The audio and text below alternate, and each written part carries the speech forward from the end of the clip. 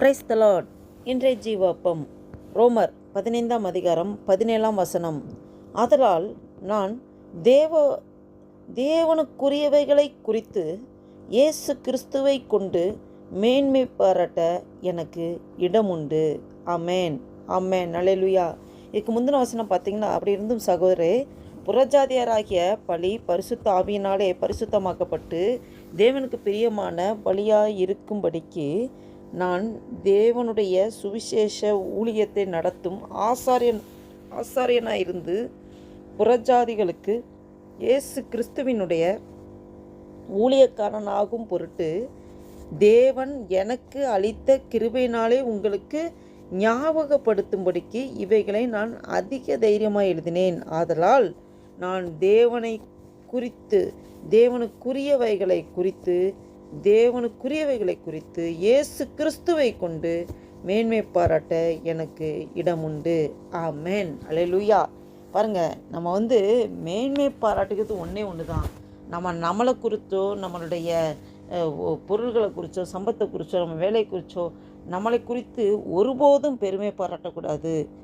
எந்த விஷயத்தில் மேன்மை பாராட்ட வேண்டும், பெருமை பாராட்ட வேண்டும் பார்த்தால், நான் தேவனுக்குரியவைகளை குறித்து இயேசு கிறிஸ்துவை கொண்டு, தேவனுக்குரிய காரியங்கள் இயேசு கிறிஸ்துவை கொண்டு மேன்மை பாராட்ட பாருங்கள். அப்போஸ்தலனாகிய பவுல் இப்படியா எழுதுகிறார். அப்போ நம்ம என்ன பண்ணோம்?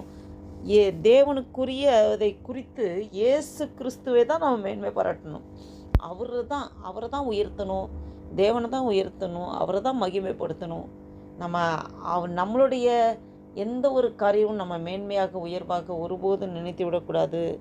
இதை கேட்டுக்கொண்டிருக்கிற அன்பு தேவ பிள்ளைகளே, நாம் எல்லாமே ஆண்டோடைய கிருபையினால் கிடைத்தது என்று ஒவ்வொரு டைமும் நம் வாயிலே அப்படி தான் உச்சரிக்க வேண்டும். நான் ஒருபோதும் என்னுடையது அப்படின்னு சொல்லி மேன்மை பாராட்டவே கூடாது. தேவனுக்குரிய காரியங்கள் இயேசு கிறிஸ்துவை தான் நாம் மேன்மை பாராட்ட வேண்டும். எப்படி அப்போஸ்தலனாகிய பவுல் தேவனையே இயேசு கிறிஸ்துவை மேன்மை பாராட்டுகிறார்களோ, நாமும் அப்படி தான் இருக்க வேண்டும்.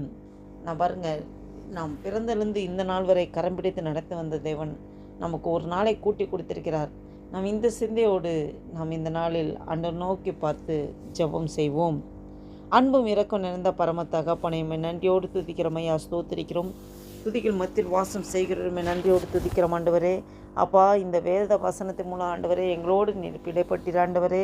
அப்பா, ஸ்தோத்திர கர்த்தாவே, நாங்கள் ஒருபோதும் எங்களை குறித்தோ, எங்களுடைய சுய காரியங்கள் சம்பத்தை கொடுத்தோ எதையும் மேன்மை பாராட்டாதபடி ஆண்டவரே அப்பா, உண்மையே மேன்மைப்படுத்த ஆண்டவரே அப்பா, தேவனுக்குரிய காரியங்களாக இயேசு கிறிஸ்துவையே மேன்மைப்படுத்தும்படியாக ஆண்டவரே எங்களுக்கு இந்த வசனத்தின் மூலம் ஆண்டவரே அப்பா, ஸ்தோத்திர கர்த்தாவே, அல்லேலூயா. அப்பா, ஸ்தோத்திர கர்த்தாவே, விளக்குகிறதுக்காக நன்றி செலுத்துகிற கர்த்தாவே ஆண்டவரே, நாங்கள் உண்மை உயர்த்துகிறோம், உண்மை மகிமைப்படுத்துகிறோம் ஆண்டவரே, உண்மை மேன்மைப்படுத்துகிறோம் ஆண்டவரே. எல்லா துதி கனமகிமைக்கு பாத்திரர் நீர் ஒருவரே ஆண்டவரே.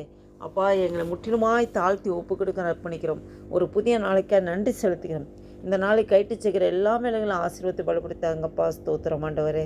அப்பா, வேலை கூட ஆண்டவரே அல்லேலூயா. அப்பா, ஸ்தோத்திர கர்த்தாவே ஆண்டவரே, இந்த நாள் புதிய நாளைக்கு விரோதமாக செயல்படுகிற எல்லா சத்திரின் கிரிகளை இயேசு கிறிஸ்துவின் நாமத்தினாலே கடிந்து துரத்தை அப்புறப்படுத்துகிறேன். அல்லேலூயா.